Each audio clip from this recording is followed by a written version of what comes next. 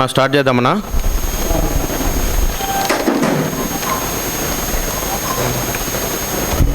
Media మిత్రులందరికీ నమస్కారం. నా పేరు ఐరాల్ లోకేష్ రెడ్డి, చంద్రగిరి నియోజకవర్గం కాంగ్రెస్ పార్టీ ఇన్ఛార్జ్.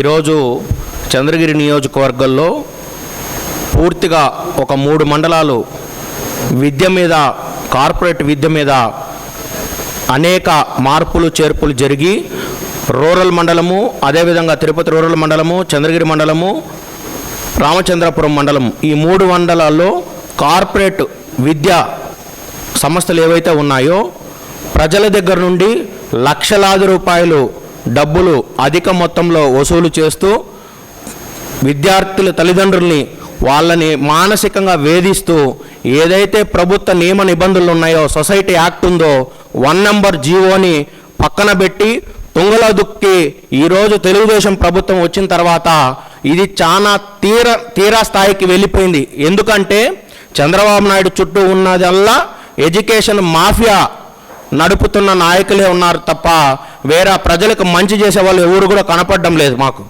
ఎందుకంటే నారాయణ, చైతన్య, భాష్యం, గీతం, తిరుపతిలో చూస్తే అకార్డు, అదేవిధంగా ఎడిఫై, లాట్ ఆఫ్ పెద్ద పెద్ద కార్పొరేట్ సంస్థలు బెల్ట్ల దగ్గర నుండి, బూట్ల దగ్గర నుండి, బట్టల దగ్గర నుండి, నోటు పుస్తకాల దగ్గర నుండి అధిక ఫీజులు వసూలు చేసి హుకుం జారీ చేసి ఎవరైతే తల్లిదండ్రులు ప్రశ్నిస్తారో భౌతికంగా వాళ్ళ మీద దాడి చేయడానికి కూడా ఈ విద్యా సంస్థలు ఎవరు కూడా వెనకడు వేయడం లేదు. అదేవిధంగా రాజకీయ నాయకులు ఎవరైనా ఏమయ్యా మీరు ఈ విధంగా చట్టం ఉంది కదా, దీన్ని ఎందుకు మీరు చట్టానికి లోబడి మీరు సంస్థలు నడపడం లేదు అని ప్రశ్నిస్తే వాళ్ళని కిడ్నాపులు చేయడము, బెదిరించడము, వాళ్ళని కొట్టించడము కూడా దానికి కూడా వెనకాడడం లేదు. గతంలో మోహన్ బాబు కాలేజీలో ఏ విధంగా ఒక విద్యార్థి నాయకుడిని తీసుకొని కిడ్నాప్ చేసి వాళ్ళు ఎంత దారుణానికి ఒడికట్టారో మీరందరూ చూశారు. అదేవిధంగా ఈరోజు ఫీజు రెగ్యులేషన్ యాక్ట్ అని ఒక యాక్ట్ తీసుకొచ్చినారు గత ప్రభుత్వంలో. ఆ ఫీజు రెగ్యులేషన్ యాక్ట్ మీద ఎవరైతే వీళ్ళు అసోసియేషన్ ఉందో విద్యారంగాలు, ప్రైవేటు విద్యా సంస్థల అసోసియేషన్ కోర్టుకు పోయి వాళ్ళొక అడ్డుకొని దాన్ని ఇంప్లిమెంట్ కాకుండా చేశారు. ఈ ప్రభుత్వం వచ్చిన తర్వాత ఇంకా వీళ్ళకి విచ్చలవిడితనం పెరిగిపోయి చట్టాలను కూడా తుంగలో దుక్కి అధికారులు లంచాలకు మరిగి ఈరోజు పేద విద్యార్థులు చదువుకు దూరం అయ్యే ప్రమాదం ఉంది. తల్లిదండ్రులు సంవత్సరం మొదలైతే గజాన్ని వణికిపోతున్నారు. 1,00,000 రూపాయలు తగ్గకుండా ఎల్కేజీ నుండి 1,00,000 రూపాయలు తగ్గకుండా వ్యాన్ ఫీజులు, బుక్కులు, పెన్నులు, యూనిఫాములు, అన్నీ సరుకులు సంతలో సరుకులు ఏ విధంగా అయితే అమ్ముతారో అన్నీ కూడా స్కూల్లో పెట్టుకొని ప్రతి విద్యా సంస్థ స్కూల్ దగ్గర నుండి, కాలేజీ దగ్గర నుండి, ఇంజనీరింగ్ కాలేజీ దగ్గర నుండి అందరూ అమ్ముతున్నారు.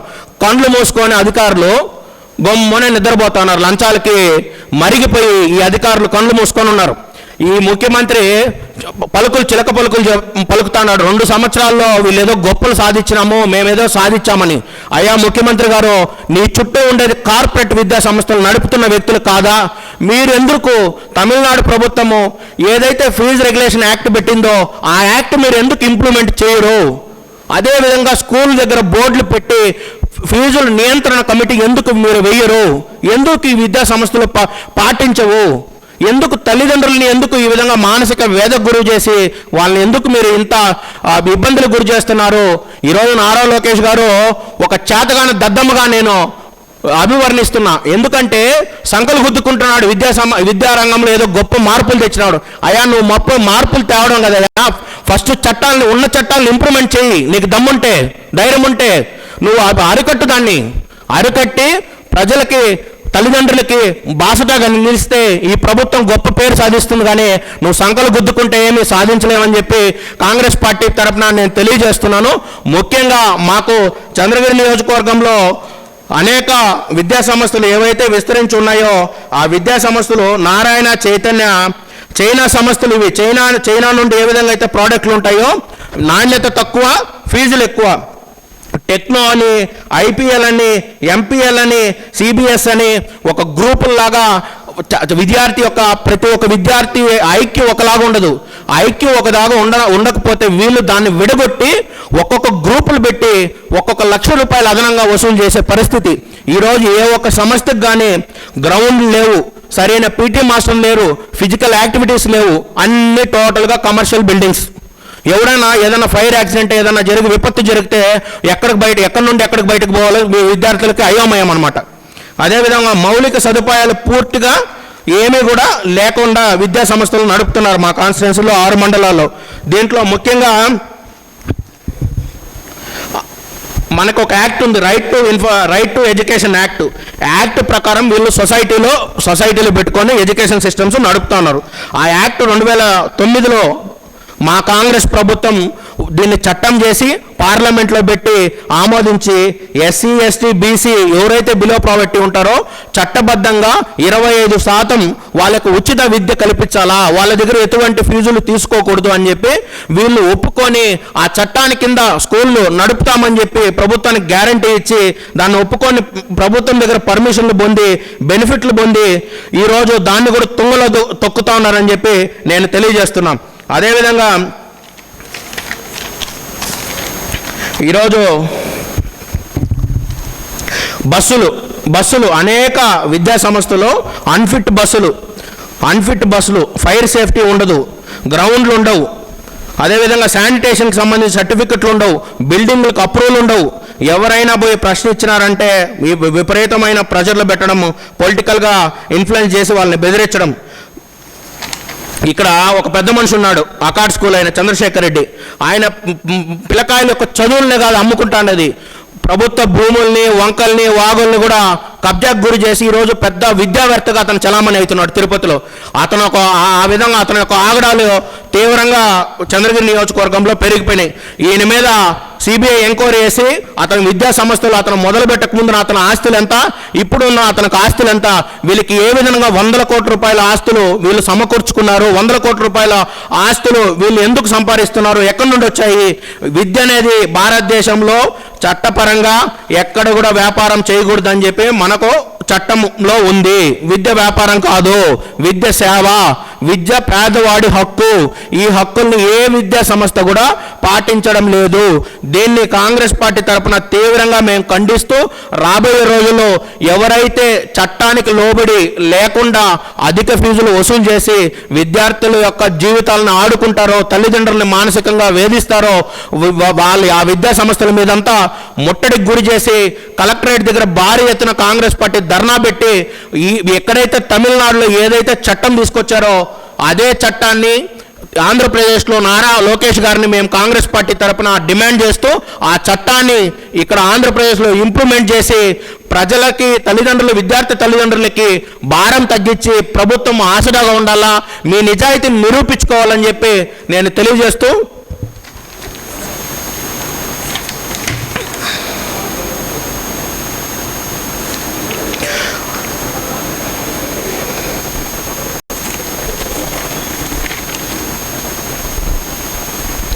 అదేవిధంగా వీళ్ళు అంటారు, ఈ మధ్య ఒక విద్యా స్కూల్కి వెళ్తే నేను అంటాడు ఆయన, మేము ప్రెస్ వాళ్ళకి 5% ఇస్తాం, పోలీసు వాళ్ళకి 5% ఇస్తాం, మేము ఎవరికి కూడా ఫీజులు ఏం నీ అబ్బసొత్తా, ఎవడే నీకు ఎవరు నిర్ణయించినారు మీకు ఫీజులు? 50,000 60,000 నిర్ణయించుకోవడానికి ఎవడయ్యా మీకు ఇచ్చిన రైట్?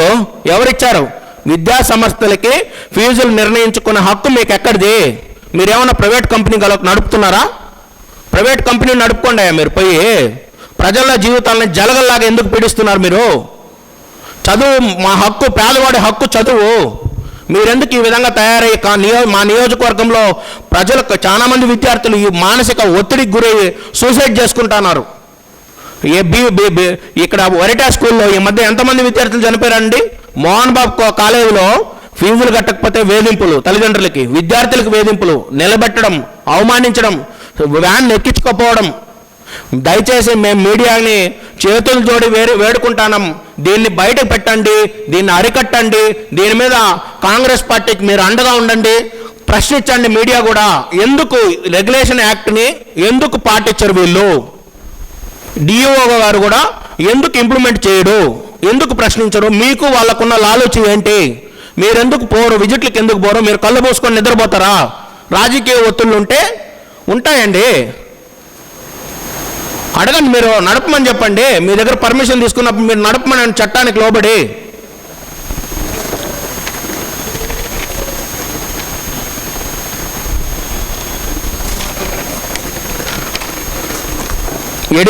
ఎడిఫై స్కూలు ఆఖరికి వాటర్ బాటిల్ వాళ్ళే కొనాలా, బ్యాగు వాళ్ళ దగ్గర కొనాలా, బూట్లు వాళ్ళ దగ్గరే కొనాలా, ఫుడ్ వాళ్ళ దగ్గర, క్యాంటీన్ ఆడే ఆ ఫుడ్ కూడా డబ్బులు కట్టాలా. ఇదేమన్నా ఎట్లా మీరు ఏ విధంగా సమాజానికి మెసేజ్ ఇస్తున్నారు? ఎట్లా మీరు పెద్ద మనుషులయ్యా? మీరు రక్తకూడు తినండి. మీరు మీకన్నా టెర్రరిస్టులు నయం కదా? మీరు టెర్రరిస్టులు నయం కదా మీకన్నా? వస్తాడు, బాంబు వేస్తాడు, చంపుతాడు జనాల్ని. మీరు ప్రతి సంవత్సరం చంపుతున్నారు కదా తల్లిదండ్రుల్ని. కోట్లాది రూపాయలు మీ విలాసాలు, మీ రాజకీయాలు, భూ కబ్జాలు, దౌర్జన్యాలు, మీ విద్యా వ్యవస్థలు నడుపుతున్నారా? ఏదైనా మాఫియా పెట్టుకొని నడుపుతున్నారా? సిండికేట్ అయ్యి మీరు అందరూ ఒక అసోసియేషన్ ఫామ్ చేసుకోవడం, ఎవడైనా ఏదైనా అడిగితే వాడిని ప్రెజర్ చేయడం, విపరీతంగా పొలిటికల్గా బెదిరించడం, కిడ్నాపులు చేయడం. క్యాండర్ స్కూల్ అయితేపల్లి, వీడు బెంగళూరులో ఉంటాడు, వీడు తీసుకొచ్చి పెట్టుకున్నాడు. గేట్ లోపలికి కూడా ఎవరిని పోనీడు. అక్కడ ఏం జరుగుతుందో ఎవరికి తెలియదు. లక్షల రూపాయల ఫీజులు నిర్ణయించుకునేదానికి మీకున్న హక్కు ఏంటి? ఎవరిచ్చారు మీకు హక్కు? 50,000, 60,000, ₹1,00,000 ఫీజులు నిర్ణయించుకోవడానికి మీకున్న హక్కులు ఏంటి చెప్పండి.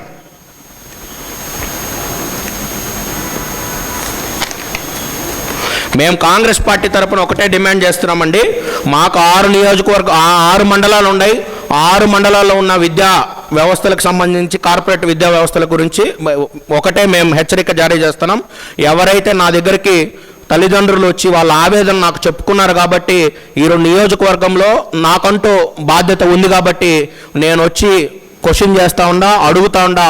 ఇది నా రిక్వెస్ట్. దయచేసి మీరు చట్టానికి, సొసైటీ చట్టానికి అనుగుణంగా, సొసైటీ చట్టంలో మీరు ఏదైతే ఉందో తప్పనిసరిగా అది మీరు పాటించకపోతే మీ మీదకి దాడి చేయడానికి, ముట్టడించడానికి, చట్టపరంగా మీరు లోబడి లేకపోతే మేము ధర్నాలు పెట్టడానికి, రాష్ట్రావలోకలు చేయడానికి, మీ ఆ భరతం పట్టడానికి కాంగ్రెస్ పార్టీ సిద్ధంగా చంద్రగిరి నియోజకవర్గంలో ఉందని చెప్పి నేను అందరికీ హెచ్చరిక జారీ చేస్తూ, ప్రజలు మా దగ్గరకు రాకుండా చట్టానికి లోబడి, మీరు చట్టానికి ఏదైతే మీరు చెప్పి ప్రామిస్ చేసి పర్మిషన్లు తీసుకున్నారో దానికి లోబడి మీ సంస్థలు నడుకోమని చెప్పి నేను హెచ్చరిక జారీ చేస్తూ ధన్యవాదాలు తెలియజేస్తున్నా.